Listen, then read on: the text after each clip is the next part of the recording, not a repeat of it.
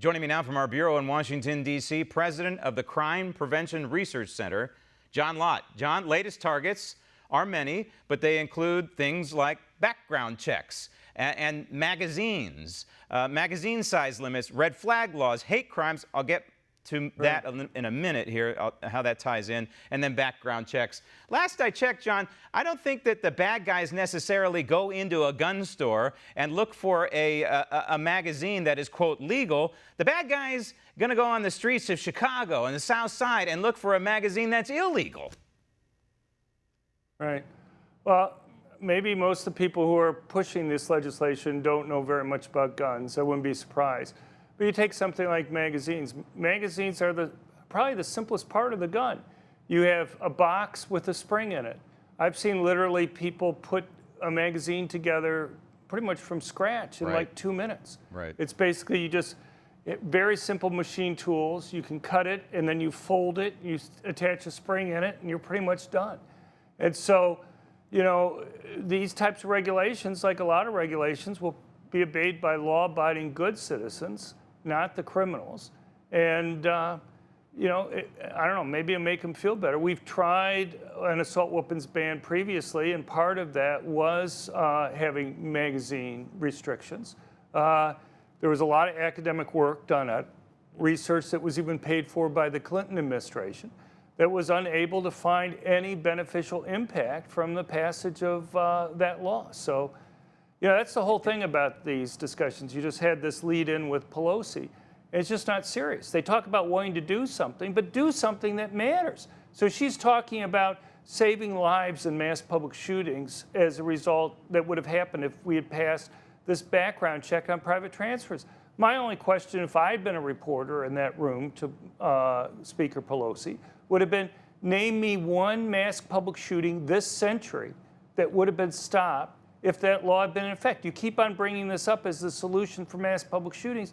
Just name me one that would have stopped. I want to stop these mass public shootings. Or limiting the size of a magazine. And we know, by the way, Joe Biden doesn't know what a magazine is. It contains multiple bullets. Well, one magazine doesn't contain multiple bullets. But then we have the red flag laws, John. We can't ignore those, because those, to me, are the most onerous out there right now. And in California, you know, people say, who cares what happens in California? Look out, when California sneezes, the rest of the country can get a cold. And so now they're expanding the red flag laws, at least attempting to in California, to include co-workers, teachers, and business. Imagine this, John. You know, you're working with somebody, you don't like them. Oh yeah, you know what? I think he or she is a threat. Yank his guns. That's how this would work. Right. So here's the deal. We already have laws that do what these laws supposedly do, these red flag laws. What happens with the red flag law, somebody goes, makes a complaint against you or expresses a concern. A judge will get a piece of paper in front of them that basically states what the concern is, and just based only on that, a judge will issue a warrant to have your guns taken away. And then depending upon the state, either 2 or 3 or 4 weeks later, there'll be a hearing. These hearings are costly. It may cost somebody $10,000 to be able to go and hire a lawyer. It doesn't look like the vast majority of people are hiring lawyers. I mean, maybe I want to keep my gun, but if the only consequence of losing this case is I'm not going to be able to have a gun, and it costs me $10,000 to do it, a lot of people aren't hiring lawyers.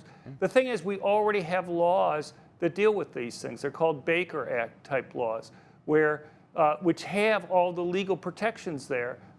But rather than going amending those laws in some way that they might want to, by starting off with a completely fresh law there, they're able to avoid the safeguards. So for example, in the Baker Act, you have mental health care experts examine the person. There's no requirement that mental health care experts are involved in any way in the red flag laws. You would think they were, given all the discussions about mental illness.